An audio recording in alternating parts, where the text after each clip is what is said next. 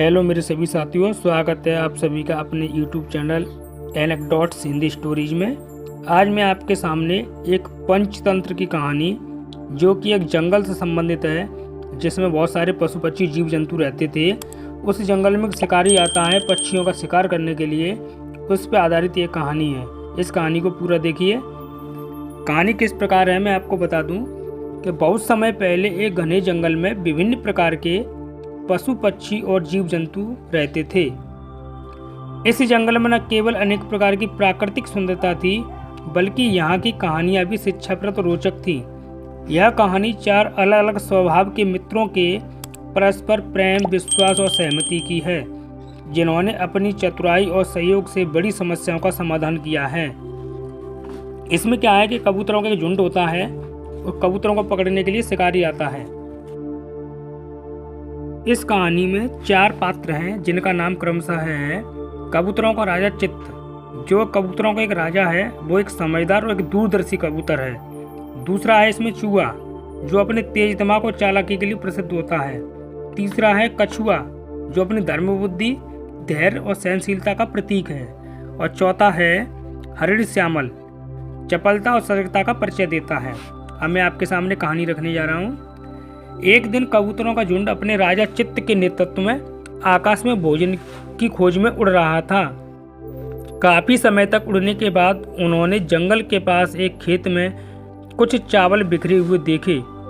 सभी कबूतर खुशी खुशी नीचे उतर आए और चावल खाने लगे, लेकिन वे यह नहीं जानते थे कि वह चावल एक शिकारी द्वारा बिछाए गए जाल में रखे गए थे।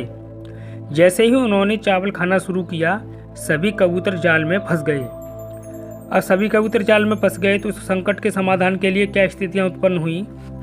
शिकारी के पास पेड़ के पीछे छिपा यह सब देख रहा था। जो शिकारी था वो पेड़ के पास छिप करके ये सारी चीज़ों को देख रहा था। कबूतर का राजा चित्त समझ गया कि अब अगर वे एक साथ मिलकर प्रयास नहीं करेंगे तो उनकी मृत्यु निश्चित है। उसने तुरंत सभी कबूतरों को एकजुट होकर जाल उठाकर उड़ने का आदेश दिया। सभी कबूतरों ने अपने राजा की बात मानी और एक साथ प्रयास किया। देखते ही देखते शिकारी के आश्चर्य के बीच जाल हवा में उड़ने लगा। शिकारी ने उनका पीछा करने की कोशिश की, लेकिन कबूतर तेजी से उड़कर जंगल के पास पहुंच गए। शिकारी देखता रह गया, लेकिन कबूतर तेजी से उड़कर जंगल के पास पहुंच गए, जहां उनका मित्र हरकू चूहा रहता था। जो चूहा है उसका नाम है हरकू। अब हरकू की मदद से कबूतरों ने हरकू की सारी स्थिति बताई और मदद मांगी। हरकू ने तुरंत अपने तेज दांतों से जाल को काटना शुरू कर दिया। थोड़ी देर में जाल टूट गया और सभी कबूतर स्वतंत्र हो गए। चित्त ने हरकू को धन्यवाद दिया और कहा, तुम्हारी चतुराई और परिश्रम ने हमें जीवनदान दिया है। यह मित्रता का सबसे बड़ा उदाहरण है। अब नई समस्या का क्या सामना करना पड़ा। एक दिन हरिण श्यामल शिकारी के जाल में फंस गया। उसके दर्द भरे स्वर सुनकर कछुआ, धर्मबुद्धि और चूहा हरकू वहां पहुंचे। हरकू ने तुरंत जाल काटने की कोशिश की, जबकि कछुए ने शिकारी का ध्यान भटकाने के लिए धीरे धीरे उसकी ओर बढ़ना शुरू किया। शिकारी का ध्यान कछुए की ओर गया और वह उसे पकड़ने के लिए दौड़ पड़ा। इसी बीच हरकू ने जाल काट दिया और श्यामल भाग गया, लेकिन अब कछुआ शिकारी के हाथ में था। शिकारी से बचने के लिए कछुआ ने क्या क्या उपाय किए कि हरिण ने तुरंत एक योजना बनाई। उसने शिकारी का ध्यान भटकाने के लिए घायल होने का नाटक किया और उसे जंगल के अंदर ले गया। शिकारी ने सोचा कि वह अब हरिण को भी पकड़ सकता है।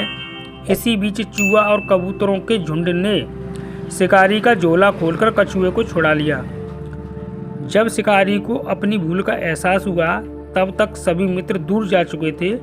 शिकारी ने निराश होकर जंगल छोड़ दिया और शिकारी बहुत निराश हो गया तो उसने जंगल छोड़ने की इच्छा प्रकट की कि इस जंगल को छोड़ के कहीं दूसरे जंगल में चला जाए। अब इस कहानी से हमें क्या शिक्षा मिलती है, क्या निष्कर्ष निकलता है। यह कहानी हमें यह सिखाती है कि सच्ची मित्रता संकट के समय मददगार साबित होती है। चतुराई, धैर्य और सहयोग से बड़ी समस्या का समाधान किया जा सकता है। पंचतंत्र की इन कहानियों में आज भी हमें यह सब प्रेरणा मिलती है कि जीवन में सच्चे मित्रों का होना सबसे बड़ी संपत्ति है।